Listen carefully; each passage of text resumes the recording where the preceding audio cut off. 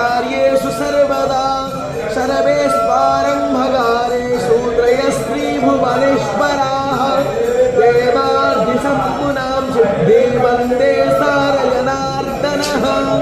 वन्देऽहं मङ्गलात्मानं महासद्वन्द्वेदविग्रहं याज्ञवल्क्यं मुनिश्रेष्ठं कृष्णमहर्यहरप्रभः जितेन्द्रियं जितक्रोधं